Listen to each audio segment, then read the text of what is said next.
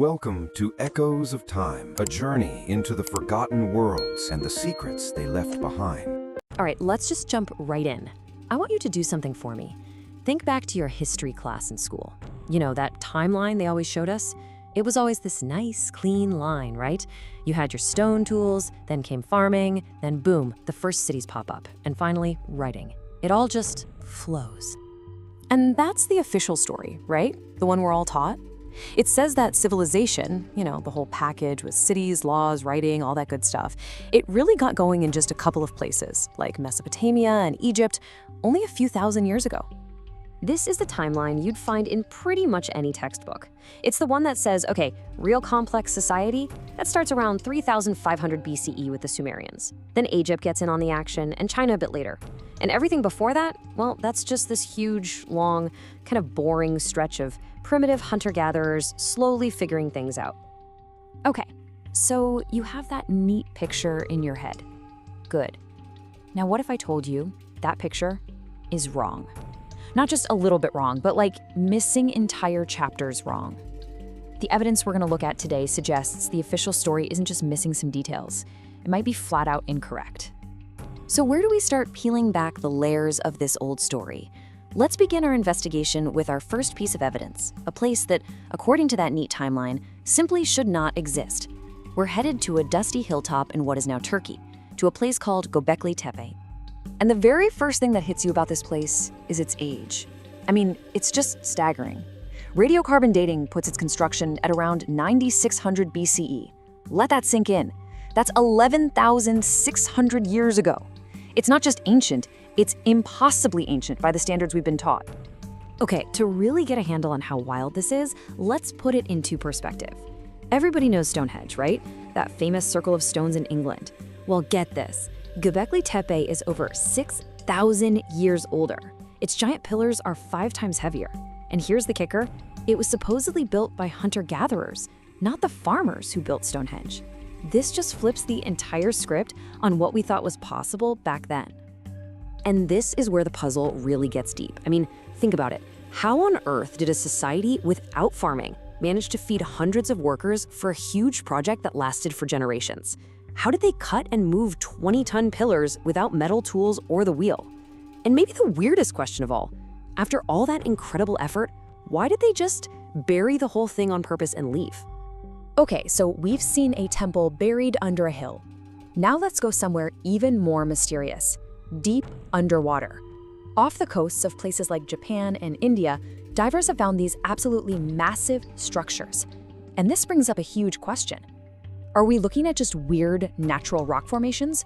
Or are these the ruins of actual cities from the end of the last ice age? And trust me, the debate here is intense.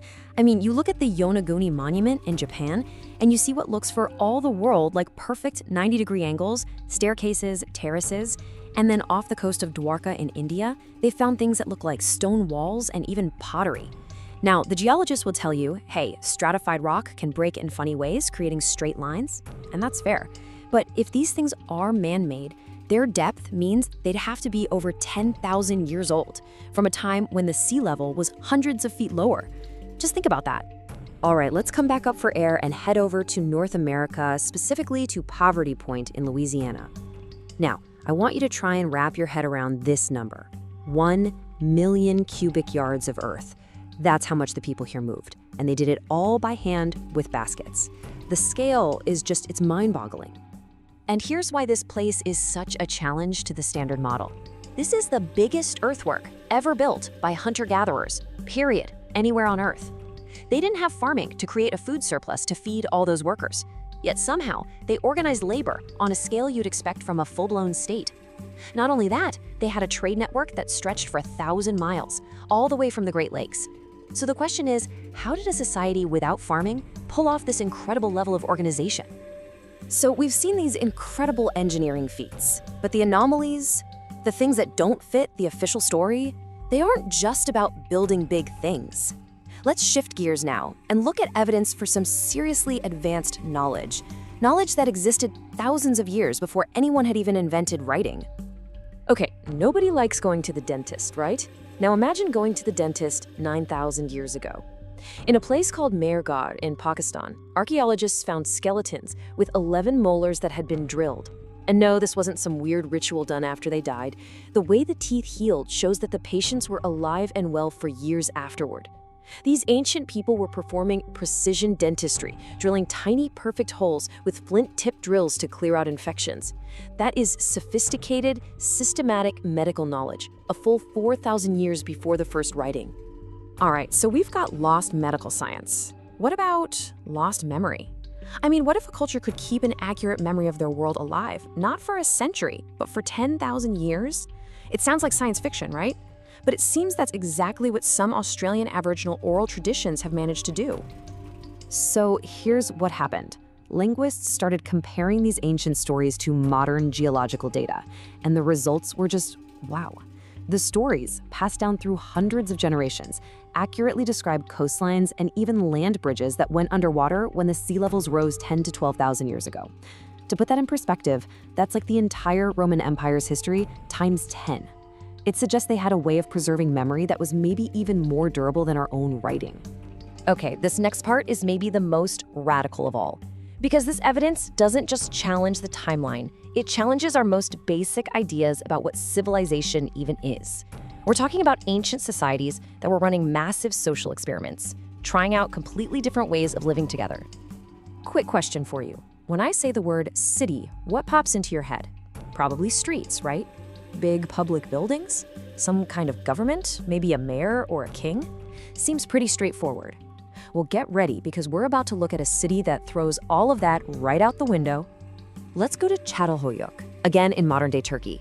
Around 7500 BCE, this place was home to as many as 10,000 people.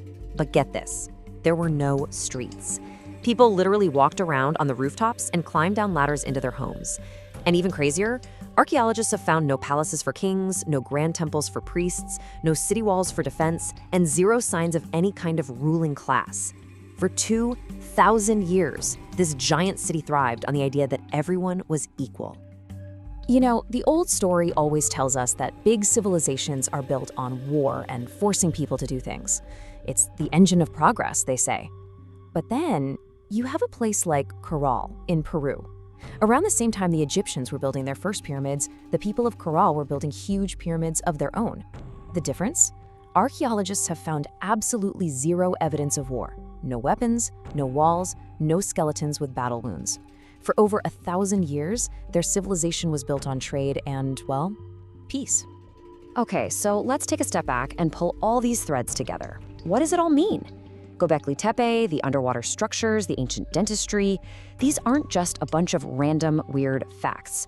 When you look at them all at once, you start to see a pattern, a very clear and very disruptive pattern. So what is that pattern? It's that we keep finding these incredible achievements happening way out of order. We're seeing massive construction projects before the invention of farming that was supposed to make them possible.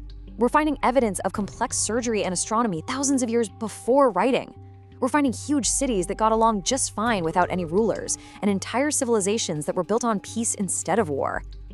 So all this evidence really puts us at a crossroads with two totally different ways of looking at human history.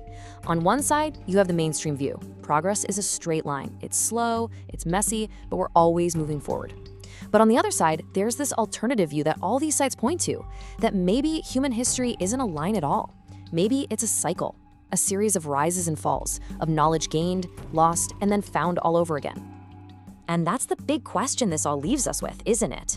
When we look at these ancient, impossible ruins or these cities that ran on totally different rules, you just have to ask yourself, are we really the first ones to get this far? Is our modern world the peak of a long, slow climb? Or, as all this evidence seems to be whispering, have we been here before? This was Echoes of Time. If you love powerful history stories, subscribe and continue the journey with us.